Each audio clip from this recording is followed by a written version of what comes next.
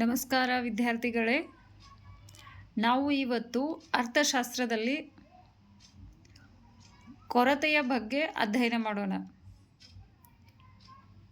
ಇದು ಪ್ರಥಮ PUC ವಿದ್ಯಾರ್ಥಿಗಳಿಗೆ ಇರುವಂತಹ ಒಂದು ಅಧ್ಯಾಯ, ಪೀಠಿಕೆ ಅಂತ ಬರುತ್ತೆ. ಆ ಪಾಠದಲ್ಲಿ ನಾವು ಏನನ್ನೂ ಕೊಡದೆ ಏನನ್ನೂ ಪಡೆಯಲಾಗುವುದಿಲ್ಲ, we cannot get something for nothing ಅನ್ನೋದೊಂದು ಕಾನ್ಸೆಪ್ಟ್ ಬರುತ್ತೆ, ಅದೊಂದು ಪರಿಕಲ್ಪನೆ.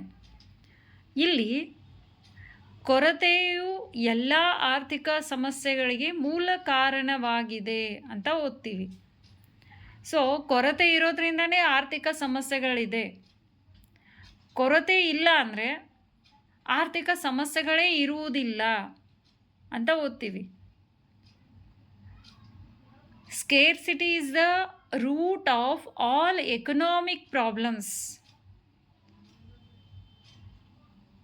It means if there is no scarcity, there is no economic problems.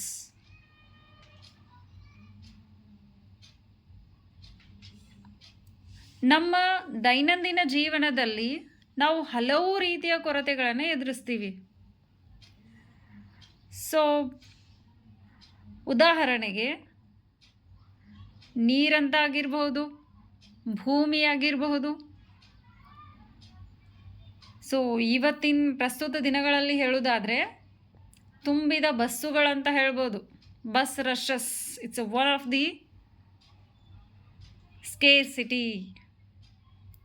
ಹೊಸ ಸಿನಿಮಾ ನೋಡಬೇಕಾದ್ರೆ ಈಗ ಹೊಸದು ಯಾವುದಾದ್ರೂ ಒಂದು ನಮ್ಮ ಫೇವ್ರೆಟ್ ಹೀರೋ ಅಥವಾ ಹೀರೋಯಿನ್ ಫಿಲಮ್ ರಿಲೀಸ್ ಆಗಿದ್ದರೆ ಆ ಫಿಲಮ್ಗೆ ಟಿಕೆಟ್ ಪಡ್ಕೋಬೇಕಂದ್ರೂ ಅಲ್ಲಿ ಸಿನಿಮಾ ನೋಡೋದಕ್ಕೆ ಟಿಕೆಟ್ ಪಡ್ಕೋಬೇಕಂದ್ರೂ ಟಿಕೆಟ್ ಕೌಂಟ್ರ್ಗಳಲ್ಲೆಲ್ಲ ರಶ್ ಇರುತ್ತೆ.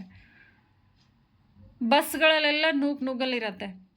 ರೈಲ್ ಟಿಕೆಟ್ ಬುಕ್ ಮಾಡೋಕ್ಕೆ ಹೋದರೂ ಕೌಂಟರಲ್ಲಿ ರಶ್ ಇರುತ್ತೆ, ಉದ್ದನೇ ಸರ್ತಿ ಸಾಲಿರುತ್ತೆ.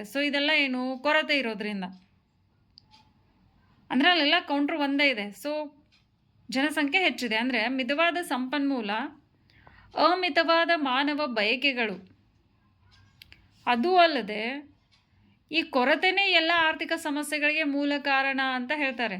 ಕೊರತೆ ಇದೆ, ಅದಕ್ಕೆ ಆರ್ಥಿಕ ಸಮಸ್ಯೆ ಇದೆ. ಕೊರತೆ ಇಲ್ಲ ಅಂದರೆ ಆರ್ಥಿಕ ಸಮಸ್ಯೆನೂ ಇರೋದಿಲ್ಲ.